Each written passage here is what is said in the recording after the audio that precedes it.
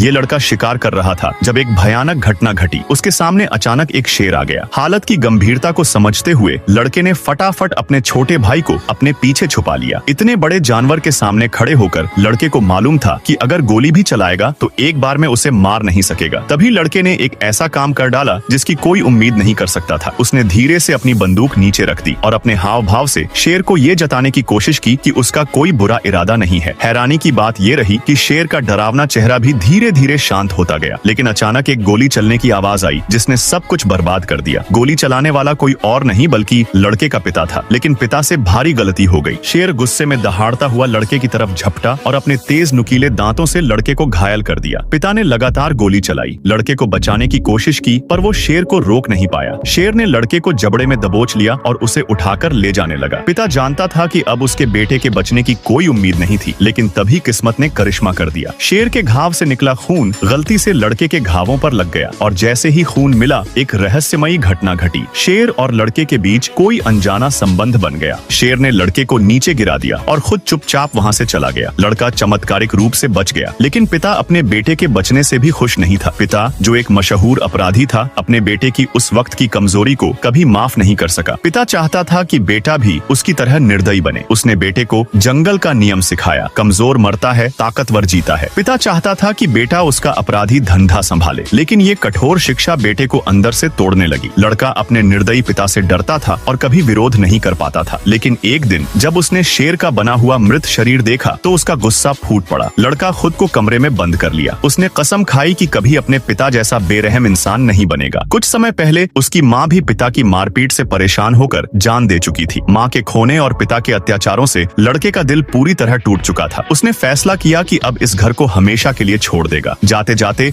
उसने एक रहस्यमयी कार्ड निकाला जो उसके लिए बहुत खास था। लड़का धीरे से छत पर चढ़ने लगा, लेकिन तभी उसके पैर के नीचे की टाइल टूट गई। ऐसा लगा जैसे अब वो सीधे जमीन पर गिरेगा, लेकिन चमत्कार हुआ। लड़का बिना चोट के फुर्ती से नीचे कूदा। लड़का खुद भी भरोसा नहीं कर पाया कि ये कैसे हुआ, लेकिन सोचने का समय नहीं था। वो तेजी से माँ के गांव की ओर चल पड़ा। माँ का गांव रूस के दूर दराज के इलाकों में एक विशाल घास का मैदान था। वहाँ पहुँचते ही वो प्रकृति की सुंदरता में खो गया। लेकिन तभी अचानक एक भयानक आवाज सुनाई दी। लड़के ने पलटकर देखा तो पाया कि दूर आसमान के किनारे धूल का गुब्बार उठ रहा था। सैकड़ों जंगली बैल तेज दौड़ते हुए उसकी तरफ आ रहे थे। इतने घने झुंड के सामने कोई भी जानवर खुद को नहीं बचा सकता। लड़का डर के मारे बस कान बंद करके बैठ गया। लेकिन हैरानी की बात थी कि बैलों का झुंड उसे रौंदते हुए नहीं गुजरा। सब बैल उसे बचाते हुए किनारे से निकल गए। जब आखिरी बैल चला गया तभी लड़के को एहसास हुआ कि उसके अंदर अब कोई अलौकिक ताकतें आ गई हैं। अब वो जानवरों से बात कर सकता